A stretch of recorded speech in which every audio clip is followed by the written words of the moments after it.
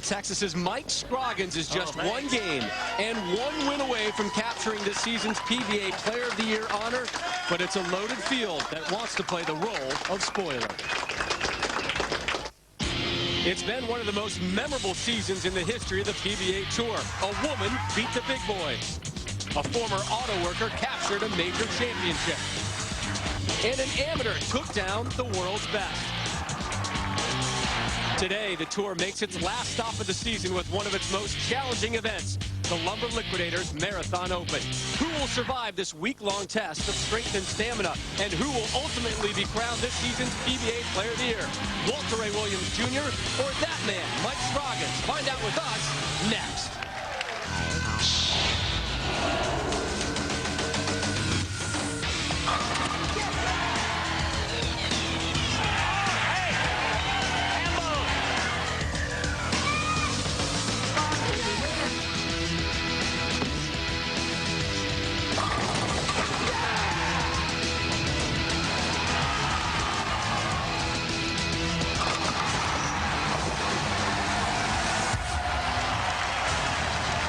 We welcome you this Easter afternoon to Baltimore, Maryland for the final event of this season's PBA Tour. It's been a marathon and not a sprint all week long here.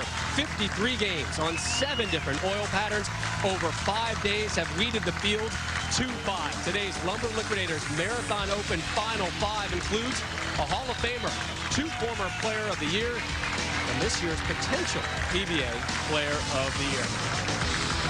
And glad you're with us today. I'm Rob Stone, and today we put the wraps on not only a tournament, but really a complete season that tested the versatility and endurance of the world's best bowlers. And the bowling gods truly did smile on us today. The final match of the final tournament of the season will determine this year's PBA Player of the Year. Your top seed, Mike Scroggins, with the victory, would vault over Bill O'Neill and Walter Ray Williams Jr. and earn his first ever Player of the Year title. Number 2 seed, Pete Weber, looking for his 35th tour title. Chris Barnes, 3 times a runner-up this season, seeks his first title of the campaign, as does Brad Angelo and the reigning, for now at least, Player of the Year, Wes Malott. Top seed Mike Scroggins put himself in the Player of the Year race courtesy of a strong second half of the season, which was kicked off by his victory at the Pepsi Red, White, and Blue Open in Wichita. He then finished 4th at the Masters, 2nd at the U.S. Open, and 1 in Columbus, Ohio. His guaranteed at worst second place finish today has him in a current 3-way tie for Player of the Year honors. The first tiebreaker goes to Walter Ray Williams Jr., which means Scroggins must win today if he wants the Player of the Year honor. And Randy Peterson standing by with our top seed right now. Mike, describe what winning Player of the Year would mean to you. Oh, man, that's beyond my expectations. I mean, just to have a chance at it this year, you know, the last 2 years I've been close, but this year it comes down to one game. It's probably one of my biggest games I will ever bowl in my life. So with all the pressure on the line today, how do you get into your zen? How do you mentally get your body to perform at the highest level? Well, for starters, seeing my ball hook off the gutter would be really good. But, you know, just try to take one shot at a time and concentrate on every shot. And if I make 10 good shots and still lose, I'll be happy with that. But I feel like if I make 10 good shots, I should win. Rob, Mike Scroggins got the biggest bowling game of his life coming up. And we're looking for it. Mike Scroggins will be waiting in the wings, Randy, for the title match. Who will he face? Match number 1, Wes Malott versus Brad Angelo, the winner to take on Chris Barnes. And there's Pete Weber, had a huge 300 game late yesterday to vault himself up into that number 2 seed spot. The winner of that one, match 3, to take on Mike Scroggins. And we welcome you back to AMF Country Club Lanes here in Baltimore, Maryland. The 4th consecutive season that the PBA has been at this venue. The 27th PBA stop here in the great bowling city of Baltimore. We're about midway through match number 1 between last year's Player of the Year, Wes Malott, and Brad Angelo. Angelo on top by 1. The big nasty set to close out the 6th, looking for a 3-bagger. Yeah, and the reason why he's trailing is he flagged a 10-pin in the 3rd. Otherwise, he'd be leading by 11.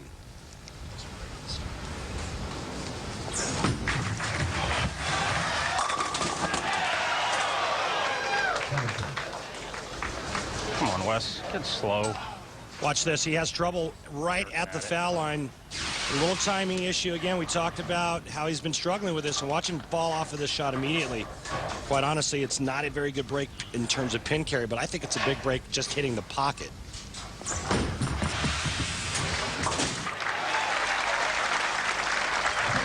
West takes care of that single pin spare conversion. Time now for the winning touch, brought to you by Touch of Gray. Gets rid of some gray, never all. And this week's winning touch takes us back to last season's Marathon Open, which was won by today's 5 seed Wes Malott.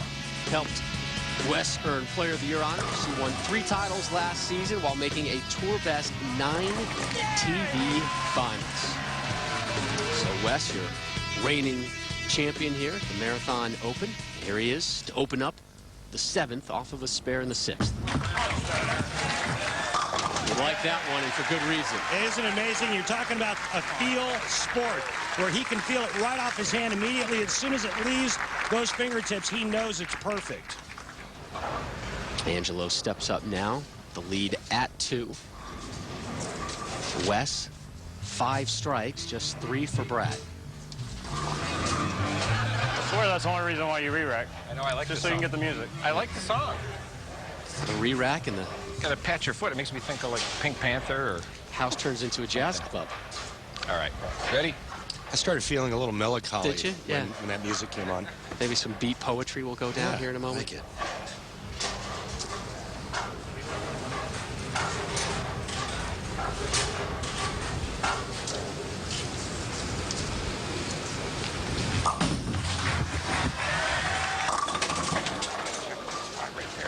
Right through the nose there. Yeah, and you heard him talk about how he has to get it through that spot, and you can see that time his bowling ball checked way too early and never pushed down the lane. The good news is he's working on a strike so he doesn't lose count. The bad news, he's got to shoot the 3-6-10, not a give me.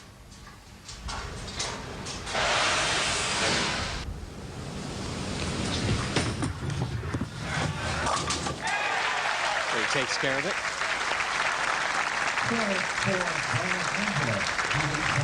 Head on over to PBA.com right now and submit your More of What Matters to You fan question of the day. It's brought to you by the good folks over at One A Day, and you can direct your question to either Chris Barnes or the booth, which is always dangerous. You and I getting a question. Yeah. Perhaps. Understatement. All right. Go on over to PBA.com. Click on the One A Day logo to submit your question. We begin the 8th. Angelo.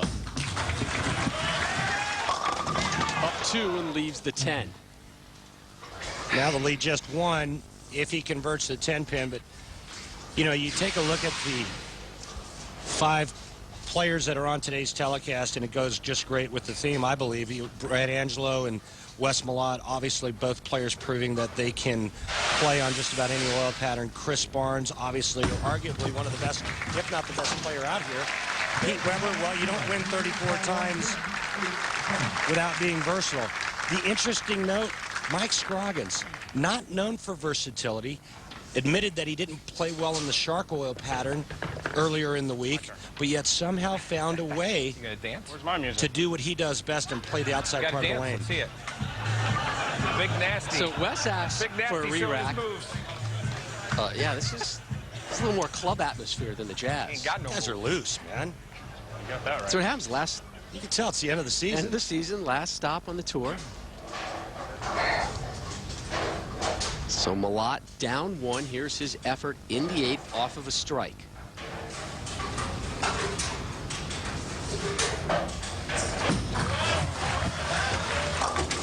Well, right of target and a tough lead for him. Again, we showed you those averages earlier in the show of the 5 finalists. West by far the lowest average on this Dick Weber oil pattern, averaging a 198.71. And not only was it the worst of the 5 finalists, it was the worst of the 7 oil patterns that he had to bowl on this week. We asked him, you know, all right, well, what kind of adjustments do you need to make? The word he used, pray. Good day for it. Uh-oh. His 2nd air ball. Again, it's the timing thing with Wes Malott. You see the first shot, or excuse me, the shot prior when he flushed it, And as soon as he let go of this shot here, he knows it's bad. The same thing with the first shot when he left the 210. He knew it was bad immediately out of his hand. Now the only chance, in my opinion, he has of winning this match is by striking out. That would give him 212. Brad Angelo's still only in the 2-0s, 207 to be exact. So an open frame for Wes in the 3rd and the 8th. Here he is in the 9th. Just looked really fast and really firm. And Angelo is in great shape to move on to take on the 3 seed Chris Barnes. Someday you'll quit outballing yourself. Again, your number 1 seed Mike Scroggins practicing behind this set. Should he win the title match, Scroggins will be your PBA Player of the Year for the first time in his career. You know what's scary, though, about Wes Malott is he makes telecasts when he's not bowling well. And when he is bowling well, I don't think there's a player on tour that creates as much room and strikes as much as Wes Malott. His carry percentage is amazing, and he creates more area on the lane than I feel any player out on the tour. Well, we were really spoiled watching him last season, the kind of Get this back, regroup for next year. season he had, and you talk him, let's regroup for next year. You heard that from a lot of the guys this week. Hey, I need some momentum now to get me going into next year. The Japan Cup is still out there and some other events, but guys are already looking forward to next season. It'll be an interesting season next year for sure. Strike number 4 in match number 1 for Angelo.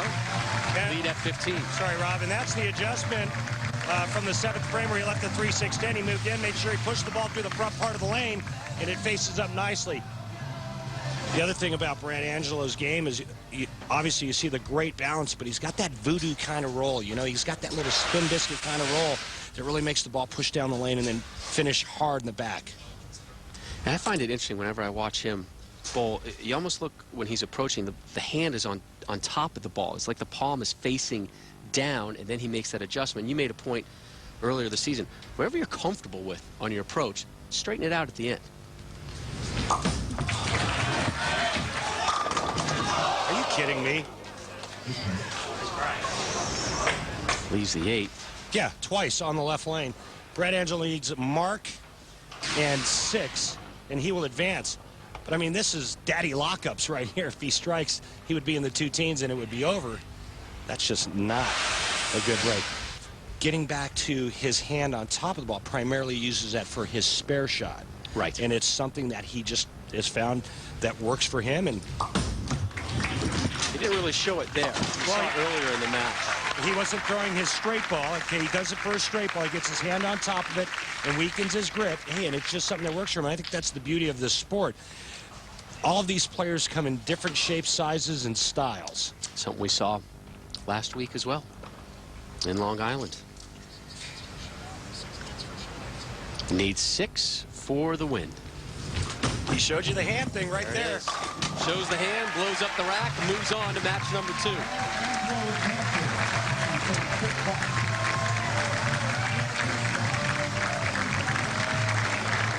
So Malott will close out in the 10th, his final frame of the season, the final frame as reigning Player of the Year. And what are your thoughts on the Big Nasty season?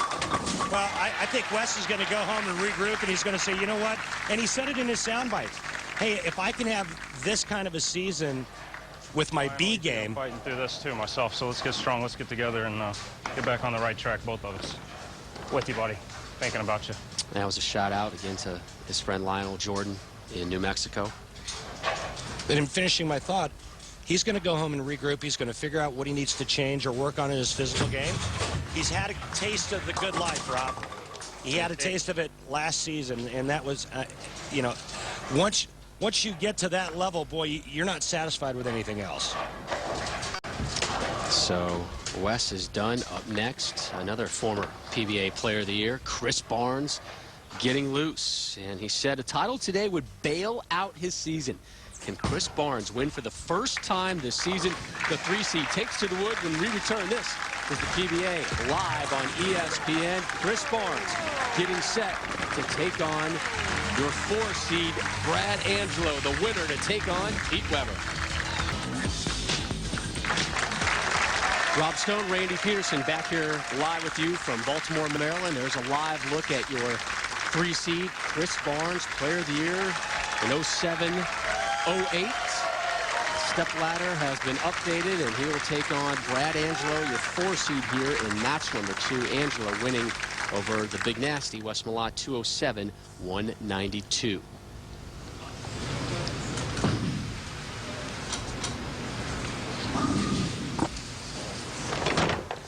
Chris adding a late ball to the rack. Angelo will start us off here in match number 2. The winner of this one to take on PDW, Pete Weber, your number 2 seed.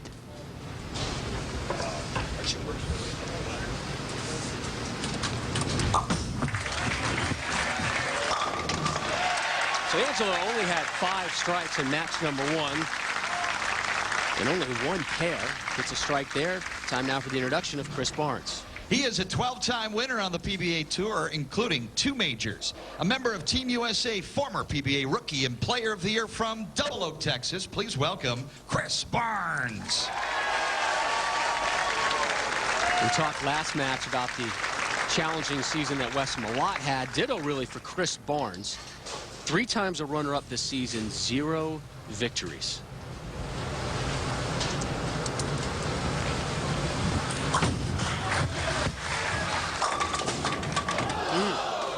Messenger sails in front of the tent.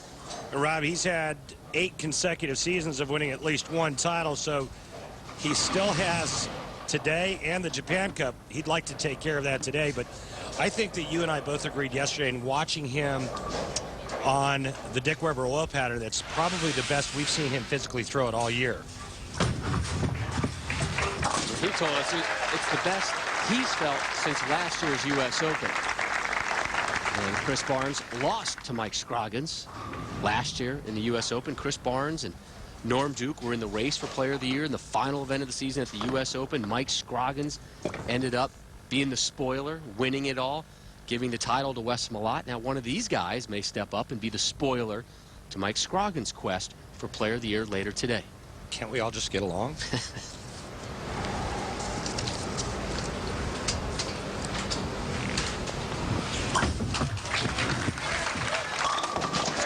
Goes spare strike. Hey, looks good. He looks comfortable. I think he really likes his ball reaction. That's all about just staying in the moment and relying on what his feel was like yesterday and just trying to continue that same theme. Brad Angelo up, making his first TV appearance since November 30th of last season, where he finished 3rd.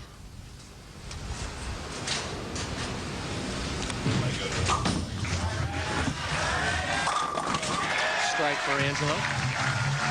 Hey, Brad, it's Randy. Hey, how much has the oil pattern changed from game 1 to now? I don't know that it changed from the end of game 1 until now, but it certainly has changed from when we took the lanes before we came on the air. You know, as I said, I'm pretty much, I'm probably 2 left of where I started, but my hand position has changed quite a bit. I can't roll it to get it off my hand. I got to make sure I get it through that spot. So hopefully we'll do what I can here. Thanks, Brad. And Rob, he's going with a little bit more of a spin release to get it to push through the front part of the lane. Remember that the more you roll the bowling ball end over end, the more it's going to read the lane surface. The more you spin it, the more it's going to scoot through that front part of the lane.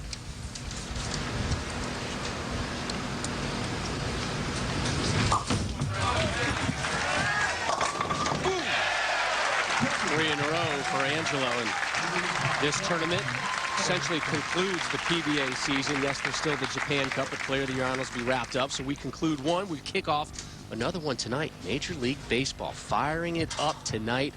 Yankees, Red Sox, live on ESPN2, 8 Eastern tonight. Coverage begins with Baseball Tonight at 7 in the New York and Boston markets. ESPN News will be on.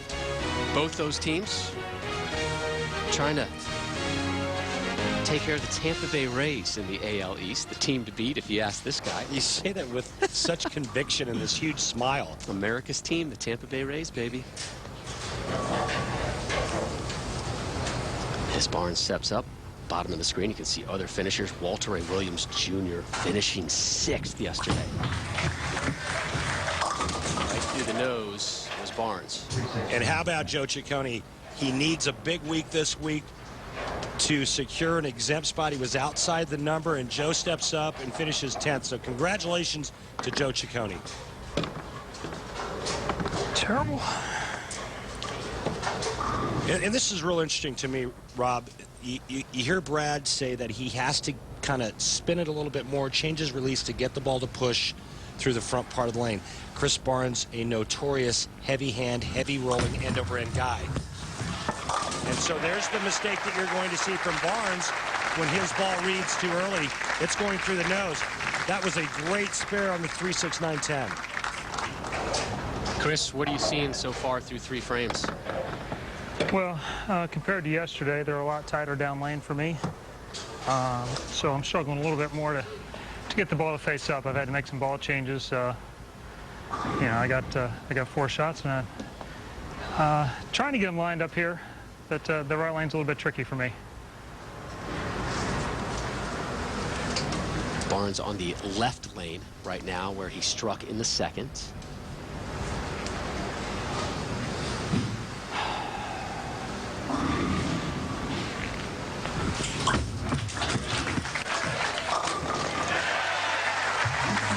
You heard him say that the right lane is tricky. Well, Barnes was a higher seed, so he gets choice of starting lane and position. He chooses to finish on the left lane for good reason. Nice shot there, light mixer. Right now, Chris Barnes, to have a chance in this match, he needs to figure out the right lane. Brad Angelo is locked and loaded on both lanes. Angelo looking to open up match number 2 with a ham bone. You didn't. Sure did. Please tell me you didn't.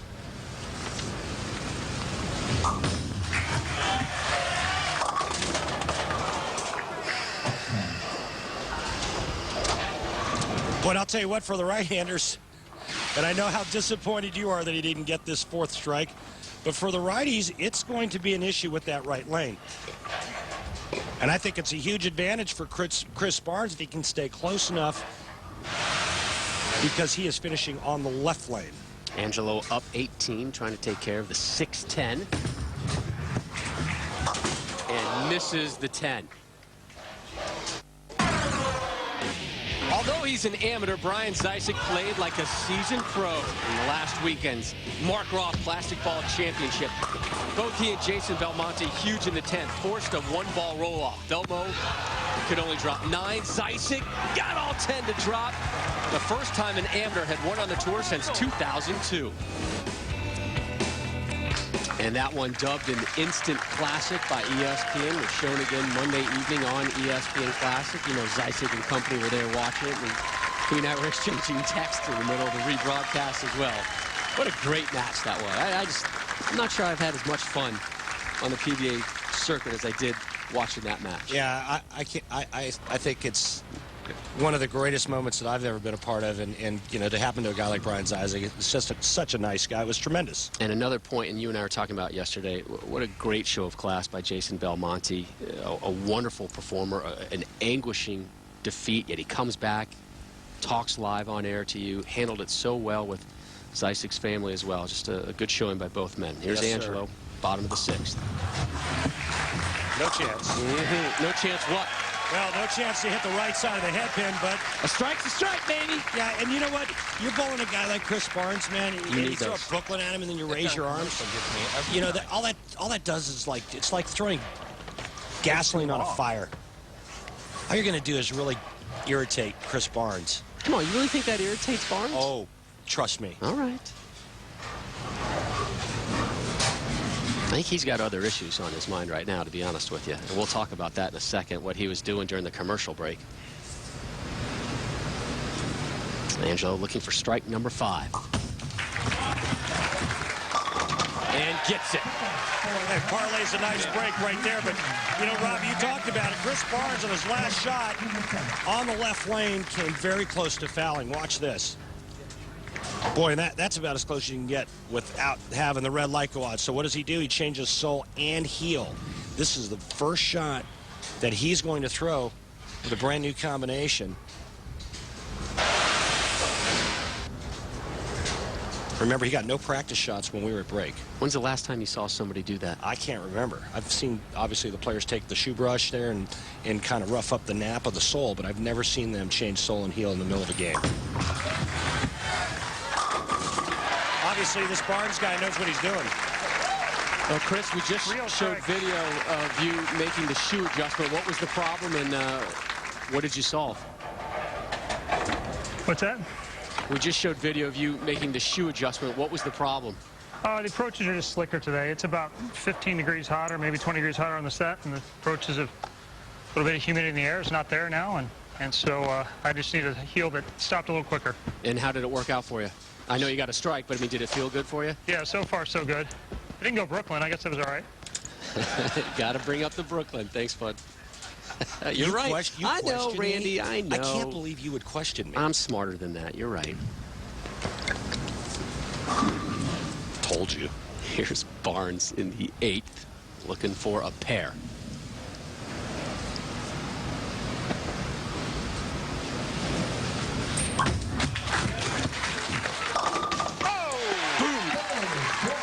Let me just say this. You know, Brad Angelo's not afraid to get in there and mix it up with you.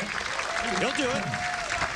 But I told you, Chris Barnes, don't throw Brooklyn's. Listen, you throw Brooklyn at Chris Barnes, you put your head down, you act like you're disgusted and embarrassed, and you move on. You certainly don't showboat and get in his grill.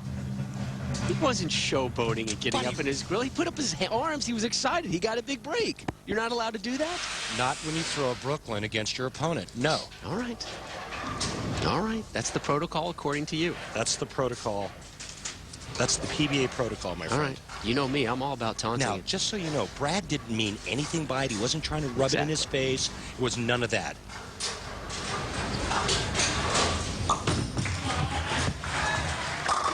Three strikes in a row for Angelo. That wasn't a Brooklyn shot there. Now. Boy, did I not just say that Brad's not afraid to mix it up? The Italian coming out in Angelo. I like it. A little Italian stallion. We got us a little game now. Yeah. And it's not just a game on the lanes. It's a game between the ears as well. I think the words were, that one ain't Brooklyn.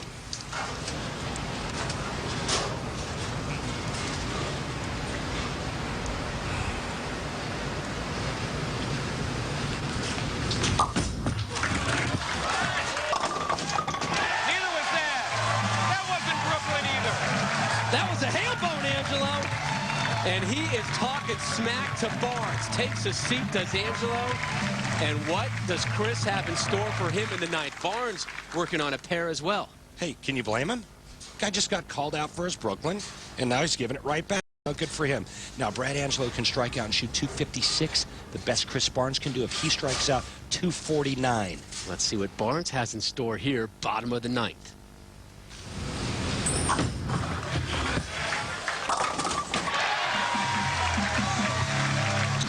No words exchanged.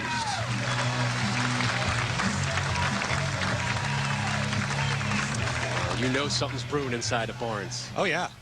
Well, he's just going to get up now and try to stuff 3 in the 10th and go, hey, try to match that. No Brooklyns. That doesn't count. He'll say something to try to get into Brad's dome. Also, he needs to keep the pressure on.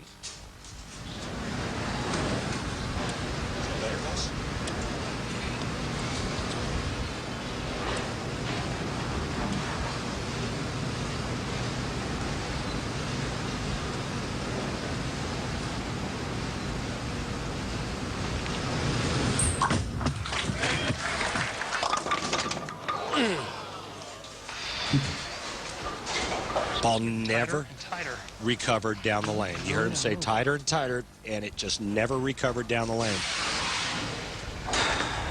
Leaves the 2-pin, and now he is in big trouble. He's only going to be in the 220s. Brad Angelo is already in the 230s. A mark here, and Brad Angelo will just need a mark in the 10th frame. And Brad will move on to take on PDW, Pete Weber. It's not often you see some verbal warfare here on television in the PBA. It happens maybe a little bit more muted. This one was pretty well out and in the open. And you know Pete Weber, who's coming up next, can play that game as well.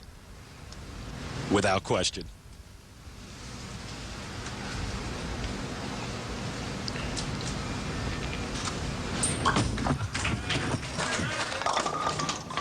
Tighter and tighter and tighter down the lane for Chris Barnes.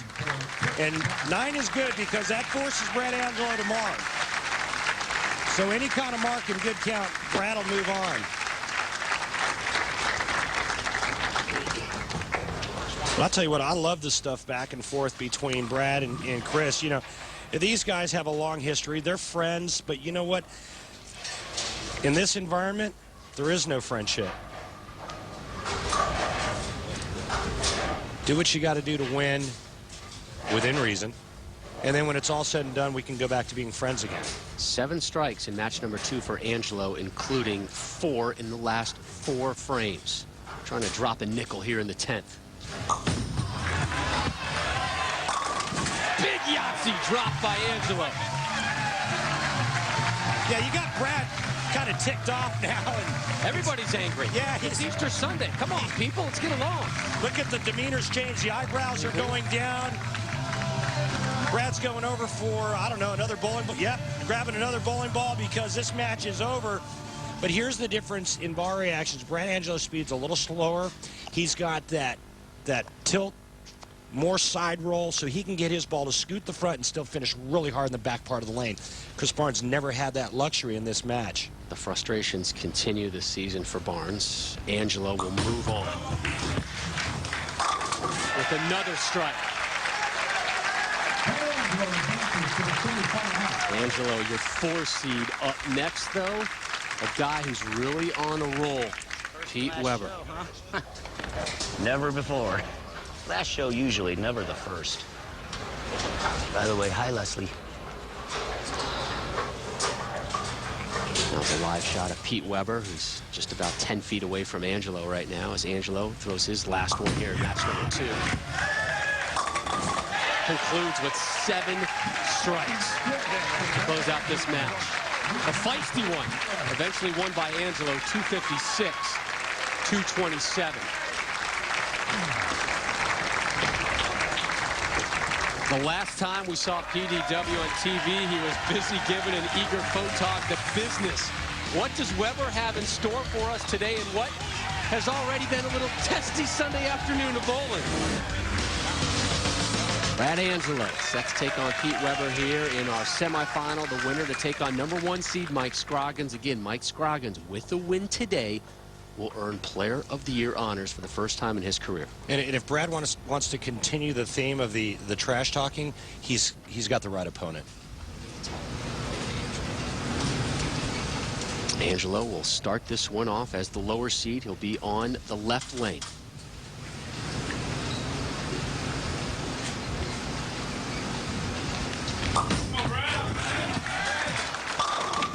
Another opening strike for Angelo. That's 8 in a row going back to last game. Time now for the intros for your number 2 seed, Pete Weber. His 34 PBA Tour victories ties him for 3rd on the all-time list. His 8 major wins include 4 U.S. Open victories. From St. Louis, Missouri, please welcome Pete Weber. And Robin, in terms of ball reaction, Pete Weber can get really, really close to what Brad Angelo is doing because Pete can throw it slow and he can really create a lot of axis rotation. Look for Pete Weber's ball reaction to be very similar to what Brad Angelo is doing.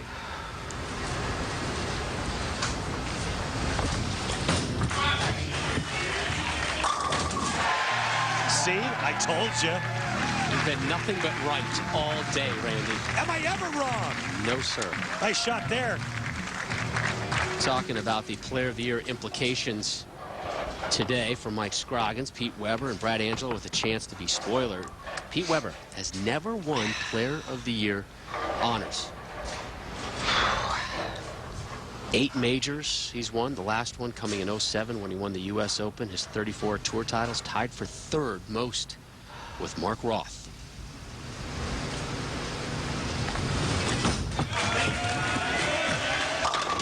Back-to-back opening jacks for PDW. Well, Pete Weber just needs to get his legs underneath him and somehow shake the nerves and the cobwebs, and I'll tell you, this is a good way to do it. Have your ball come in just a little bit high when you're working on a strike and trip the 4 out, and you can see just by that reaction how pleased he was. Oh, my. Angelo improving as this oil pattern goes through some slight adjustments. He had a 207 versus Malott, only 5 strikes there. Had 10 strikes in the last game en route to a 256. And he opens up with a pair of strikes here in our semi. Brad's real comfortable. He's watching the oil pattern change in front of him, and he knows exactly what moves to make. See what he did in match number 1, only throwing 5 of 11 strikes in that first match, but my, oh my, came back strong in the second match. Big 256 game in 10 of 12.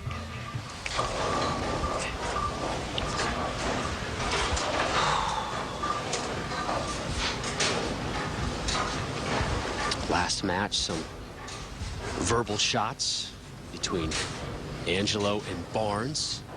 Seemed to really focus Angelo.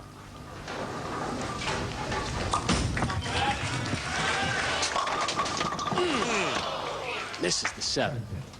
Boy, it was like somebody turned on the light switch, though. I mean, completely changed his demeanor, and it went from, okay, you know, this is going to be a great day of Sunday bowling, to all of a sudden, that's it.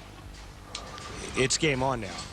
As you can see there, Brad leaving the blower 7, and he's not liking that a whole lot.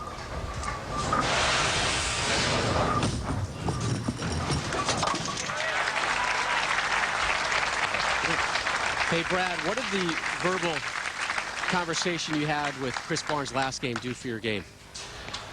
Well, I think anytime somebody tries to play any mental games with me, definitely is motivating, because you know, that O in the last letter of my name doesn't allow me to take anything, being Italian. He said it, not me. Here's Pete Weber. Perfect through 2. Bottom of the 3rd effort.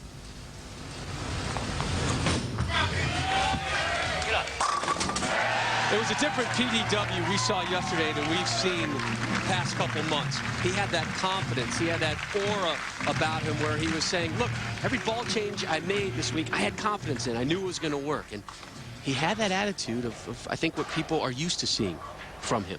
Well, he had some time off, so mentally he was fresh coming into this event. And you know, I think it was great, and some of the things he was saying, that, you know, it feels like it's the first time if I were to win again, and you know what, all of that stuff I'm putting behind me, and I'm just going to go out there and bowl. And interestingly enough, on the stick Weber oil pattern, the last game, he shot 300.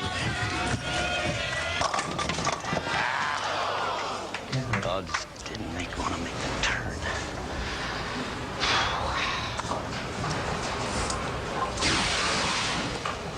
This one just pushes just a little bit past the head pin, leaving that weak 10. But, Rob, you're right. He says, you know what? I feel good. I'm bowling well. My mental game is sharp.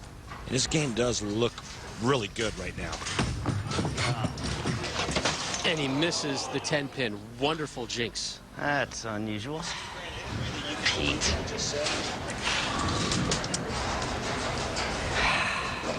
Well, and this is the mental lapse that you just can't have in some of the struggles that he's had on TV in the last 3 years. Just a whiff 10-pin, and you know where Brad Angelo is right now, you can't give him any openings. We'll see what that does mentally for Pete's game. He can use motivation in a lot of different ways. Not all of them positive. Angelo in the 4th. A little heavy there. Well, that ball looked like it made 2 moves going down the lane, because as soon as it saw friction, man, it checked early and then checked again. Once it got to the back part of the lane, went through the nose, only leaving the 3-6. The spare here will be tied up through 4.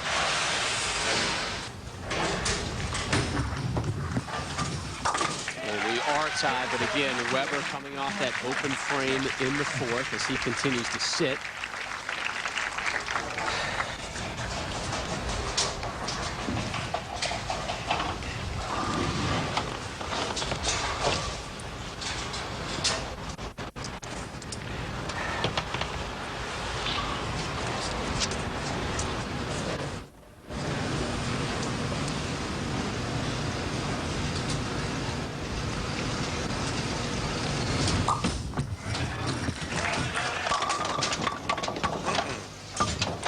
What you see now, Rob, is a little bit of carry issue because of the angle that Brad has to play. The old pattern is broken down. The front part of the lane is starting to go, which forces him to the center part of the lane, and now he must create angle.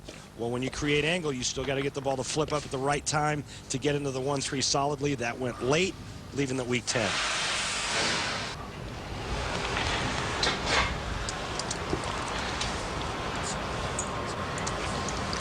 Angelo had a 300 game this week on the cheetah oil pattern, also a 299 on the cheetah. Takes care of the 10, which Pete Weber could not do in the 4th. So Pete started off strike, strike, strike, and then whiffed the 10 pin, dropping the ball in the gutter in the 4th. He's had some time to think about it, as you see what he did in qualification this week, having 2 300 games, including the last game yesterday of qualifying, which jumped him up to the 2 seed spot.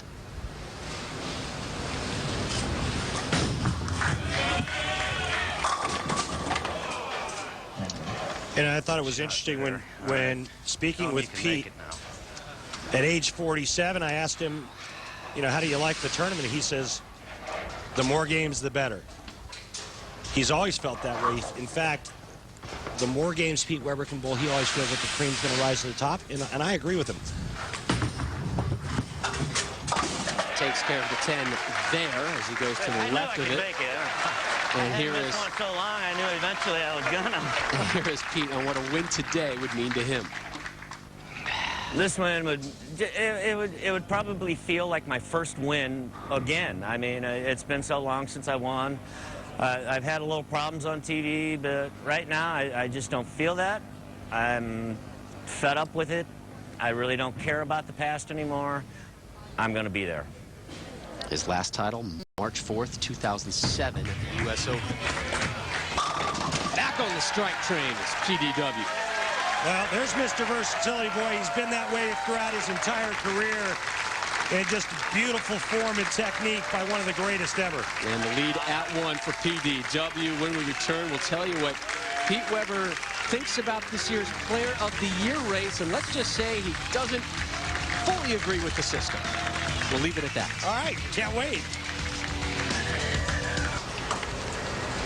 Angelo and Pete Weber halfway through our semifinal. The winner to take on Mike Scroggins. Scroggins, your top seed with a win today, would be your PBA Player of the Year. If he does not win, the honor goes to 50-year-old Walter Ray Williams Jr., who just missed the telecast, finishing 6th. In any event, did you mention that it would be the oldest player ever to win the POV? Regardless. Or Player of the Year? Yep, regardless if it's Scroggins or Walter Ray. Earl Anthony, at the age of 45, won it in 1983. Scroggins is 46 as of March 12th. Walter Ray at the age of 50. But here is Angelo and Weber in the 6th, in the semis.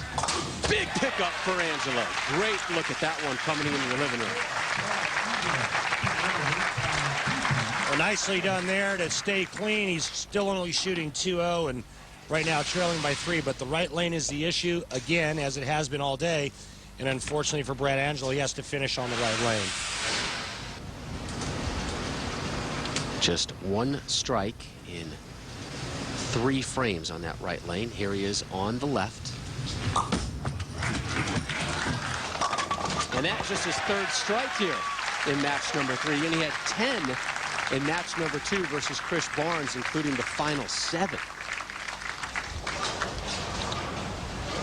Pete Weber wanted to give a shout out to his good friend Leslie Fedoni in California, who is recovering from major back surgery.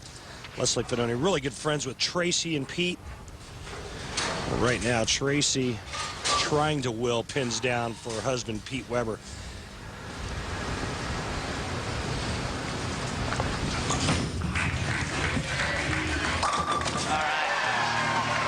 Pete was talking about Tracy to us yesterday, saying, you know, Tracy was saying, hey, man, your form looks good. You're really solid at the line. And Pete's saying, she hasn't said that to me in a long time. I think one of the biggest assets for Pete Weber. You know, we all talk about his big arms when you see the hand to the inside part of the ball, but look at the hand open at release. That's no grab, my friend.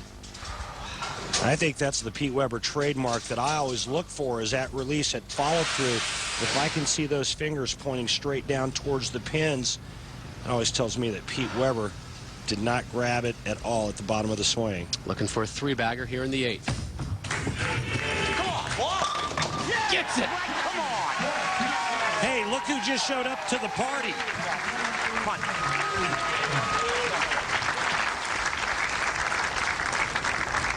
The attitude of PDW is back.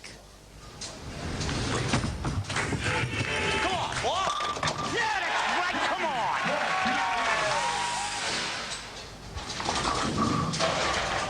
on. So Weber started with an opening three-bagger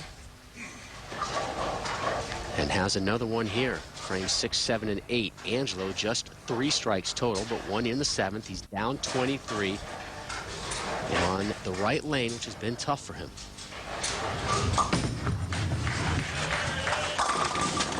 Gets the late kick. Huge late kick, Rob. Huge. Just cut the lead to 13, but more importantly, he can cut it to 3 with a strike here in the 9th frame. If he doesn't catch that hit in the 8th, he's got little or no chance of winning the match. Big time trip four-pin right here. Brad Angelo can strike out for 244. Bad news for Brad. Pete Weber can strike out for 257. It's all about keeping pressure on your opponent when you get down in the 9th and 10th frame, and Brad Angelo needs to strike here to keep the pressure on PDW.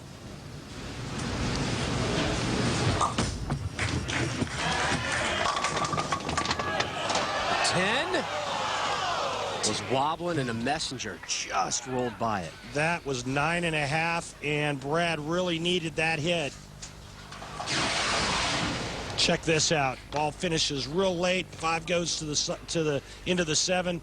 6 kind of nudges the 10, but doesn't go. Yeah, you're talking millimeters there.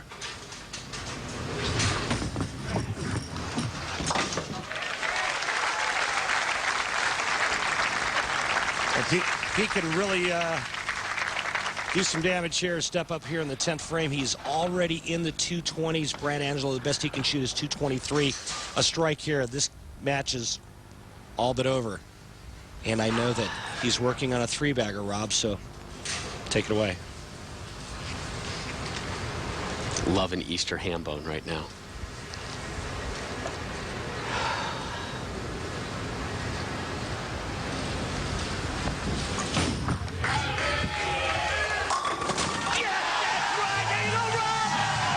He just gave you one. That's awesome. Awesome, baby.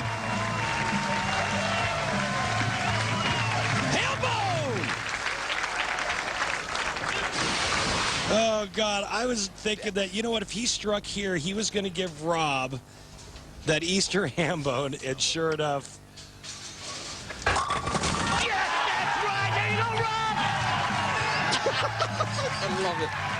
And Brad Angelo lost it too. He was sitting in his chair cracking up. Is there anybody better than PDW? Gotta look long and hard. We begin the 10th. That's enough. That's enough. That's a winner. That's enough. Pete Weber's going to bowl Mike Scroggins for the title. And Pete, talking to us yesterday about that, says, look, if I get to Scroggy, he's going to have to earn his Player of the Year title. Boy, and he's going to put it on him, too. Right now, Pete Weber, if he misses this, he's going to shoot 224. The best Brad Angelo can shoot is 223. PDW is back. He finally wins a game on television. I should get a couple extra in then, right? You might. You never know.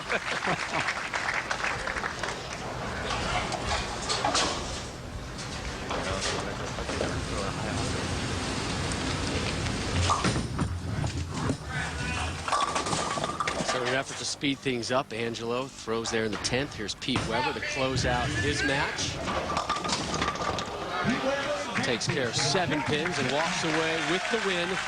His next step goes to the title match. Weber to take on Mike Scroggins in the final event of this PBA season. Mike Scroggins with the win will be your PBA Player of the Year. Title match. Pete Weber seeking tour title number 35 versus Mike Scroggins.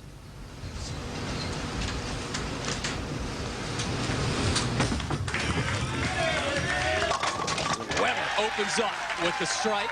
Time now for the intro of your number 1 seed.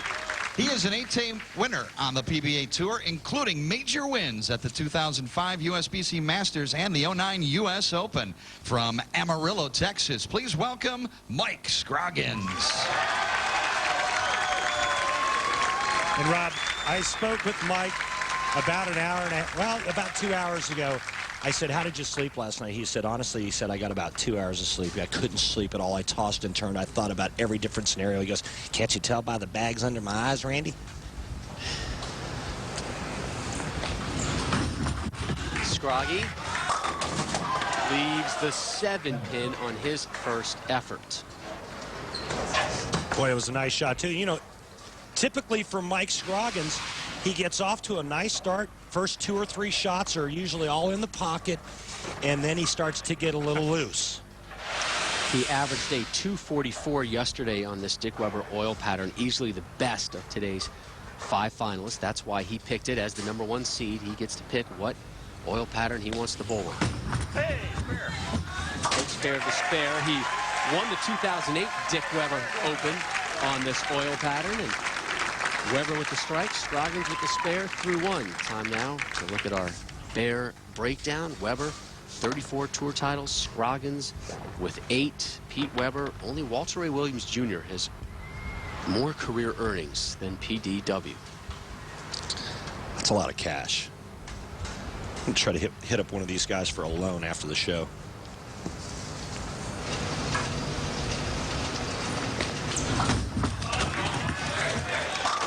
First strike of the title match for Scroggins. And Randy, all week coming in, the conversation was about Player of the Year, and it was more Walter Ray Williams Jr. and Bill O'Neill because they were tied atop, and it was an, oh, by the way, Mike Scroggins, if he wins and nobody else gets higher than second, you know, he might get a chance. Scroggins just kind of kept working his way up the ladder through the week, and suddenly he became the storyline. Walter Ray Williams Jr. finishing 6th, just missing the TV show. Scroggins now 1 win away from the title, but he has to get through PDW first.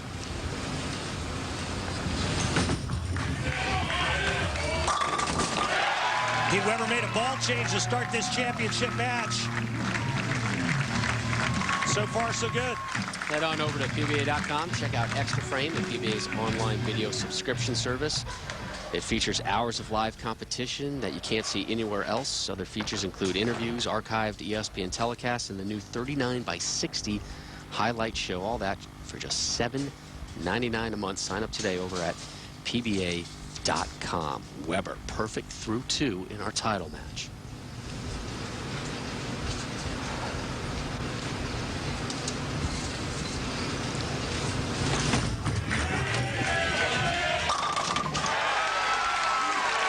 I told you he was going to be tough and he was going to bring it this title match. Mike Scroggins is going to have to bowl his A game to have any shot at taking down Pete Weber. This one will not be gifted to Scroggins. Weber, a 233 in the last match. 7 strikes in that one, including 4 in a row, 6 through 9. Scroggins, bottom of the 3rd. Off a strike. 3-5-6. Well, this ball never gets all the way up to the 1-2 pocket. Mike Scroggins now has to fight his way through not only the nerves, but the pressure that Pete Weber has applied early. The 3-5-6. Well played by Scroggins. Time now for our one-a-day fan question of the day, brought to you by One-A-Day. More of what matters to you question goes to us. Could you tell us your surprises, disappointments, and feel-good stories for the season? I'd like to thank A.J. Collins from Oakley, California for that one. And boy, I mean, this tour was just loaded with great stories this season. There was a lot of really feel-good stories. I think my best feel-good story would have to be Kelly Kulick and Brian Zizig. And don't forget what Tom Smallwood did. Yeah, I mean, all three of those. I know. The Kelly's was really special. I agree with you. Scroggins can't get the drop. Any disappointments for you? Yeah, I think it's a bit of a letdown for Wes Malott not winning this season, and also for Chris Barnes not winning this season. Biggest surprises, I think, is probably how many one-time winners we had. Yeah. Michael Fagan, Bill O'Neill. And it's not surprising Anthony that... McCaws, all those guys. Not surprising that they won. It's just the number of first-time winners.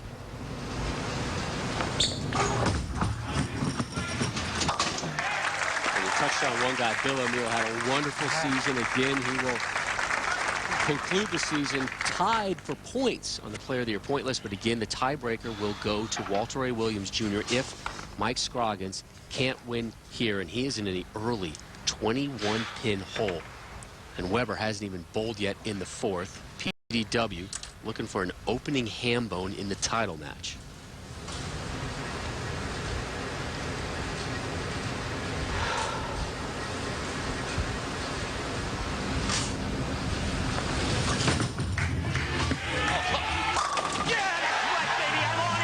What about Rob? Where's Rob's, Pete? There it is. God love you.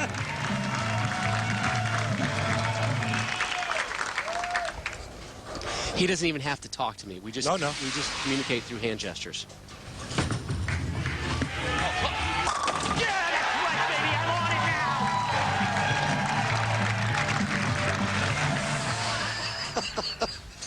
Did he pull a Babe Ruth? I was just thinking the same thing, man. Unreal. This is good stuff. PDW at his finest.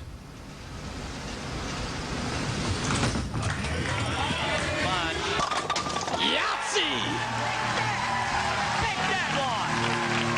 A double chop from PDW and his wife, Tracy. Really enjoying this one.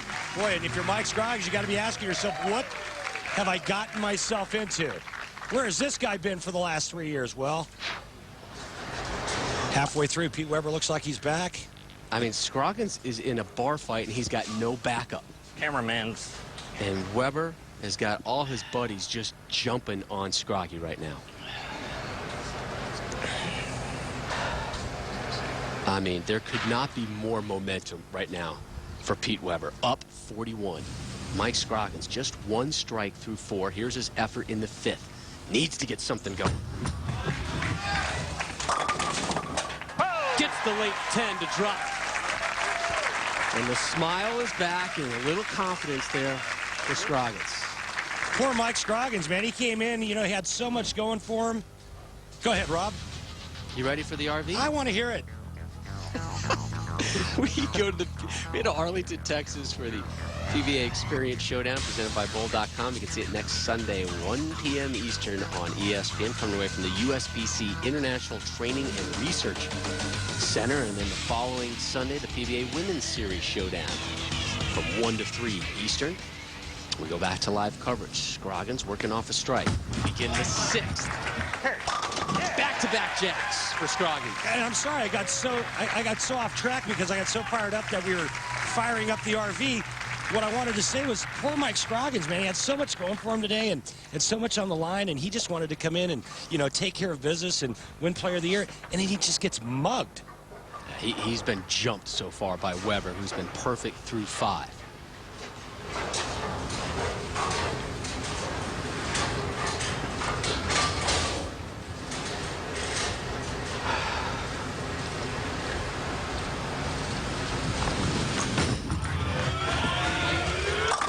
Oh.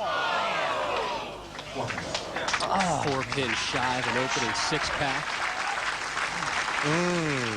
Hey, now before we start handing the check and trophy over to Pete Weber, keep in mind that even though Mike Scroggins is trailing by 30, he can still strike out and shoot 259. I don't think Weber was thrilled by that, but he gets the result he needed, taking care of the spare to remain clean. Pete, try not to do that anymore. Very talkative face. today. He's got to be feeling really good right now, man. He's throwing it really good. He's got a great look, great ball reaction. He had 2 300 games this week. There were 12 total perfect games today. A really high number when you consider the season average. Just over 4.5 per tournament. Yet 12 were dropped this week in Baltimore. 2 on this Dick Weber oil pattern. 1 by Pete Weber, 1 by Jeff Carter. Back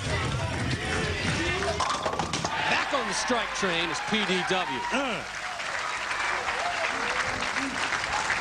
Well, if you're Mike Scroggins, you just got to tell yourself, okay, in order to have a chance, I got to strike out, because Pete Weber is going to continue to throw shots like this throughout the rest of the match. For Scroggins, as he gets ready for his effort in the 7th. This will be his 7th top 10 finish of the season, his 5th top 5. We asked Pete Weber yesterday about the Player of the Year race, and, you know, he essentially said no disrespect to Mike Scroggins, but he feels that the Player of the Year points race should really be a vote by exempt players only. And if there was a vote, I don't think there's any question, it would be Walter A. Williams Jr. as your Player of the Year. And that's coming from Pete Weber. Scroggins gets a strike in the 7th. About 3 in a row for Scroggy now. Yeah, but you see the demeanor, the mindset is this. I have to strike out to have a chance. Anything less, I'm done. That's the demeanor, that's the mindset that you have to have. And so now let's go out and get it done. Let's see what happens now if I throw a 4-bagger up there real quick. Let's see if I can somehow get into the mindset of Pete Weber. Yeah, and maybe throw a chop back at him.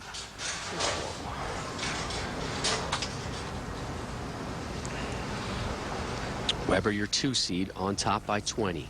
Scroggins looking for Player of the Year honors, trying to get 4 in a row here in the 8th.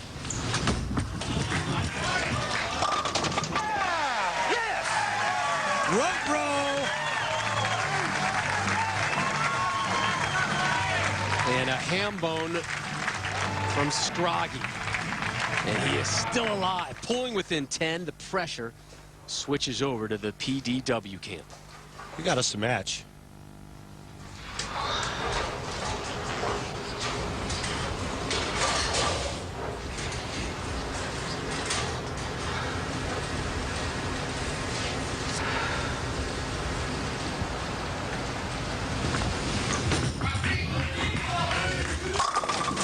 Another strike for Weber. He finished 4th at the opening event of this season, the Motor City Open, was 3rd at the one-a-day Dick Weber Open in California, and will finish no worse than 2nd today.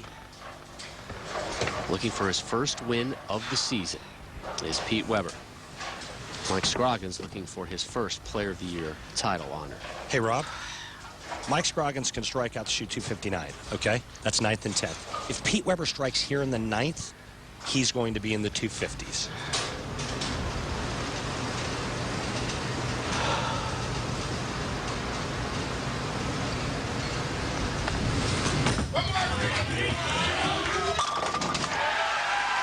He is a bad man today. That is huge. Pete Weber could strike out for 279, but here's the deal. Mike Scroggins can strike out, okay, and shoot 259. Pete Weber, if he gets 9 on his first ball in the 10th frame, he will lose. So Mike Scroggins strikes out 9th and 10th, will force Pete Weber to get the first strike in the 10th frame to win. Anything less from Mike Scroggins, Pete Weber's going to win title number 35.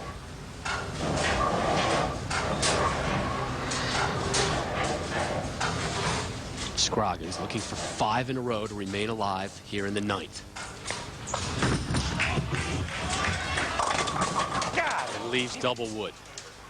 Oh, man. It's done. Pete Weber wins title number 35, sitting on the bench. And Weber, with the title, will break a tie with the legendary Mark Roth and be in sole possession of 3rd place on the all-time Lumber Liquidator Tour title list.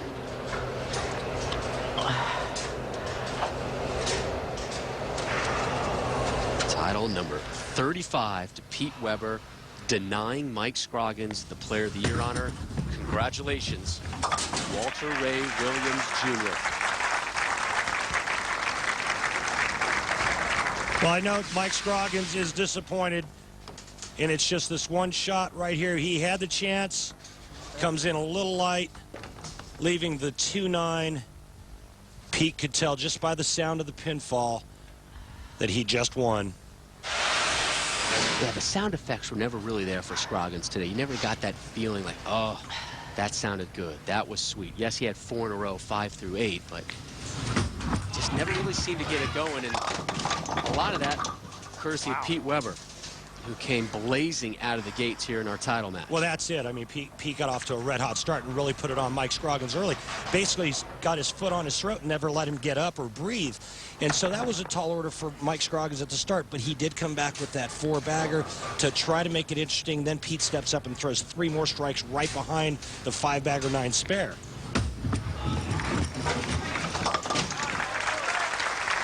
Spare for Scroggins. Boy, and I'll tell you what, your heart goes out to Mike Scroggins. There's so much pressure for him or anyone else coming into this title match with so much at stake. And Mike never being in this position. Yes, he did win a U.S. Open. Yes, he has won a Masters. A lot of pressure that goes with winning those majors. But I don't think it's anything compared to the pressure that he felt coming into this title match. One of the real good guys in the sport, Mike Scroggins. Unassuming, calm, quiet, just a real decent person to be around. And he had that smile yesterday with the opportunity, but he doesn't get Player of the Year. It goes to Walter A. Williams Jr. as Pete Weber, with the victory, gets Walter A. Williams Jr. yet another Player of the Year honor. Weber in the 10th. Yeah, another one. Storm is number 1. Thank you, Storm. You're number 1.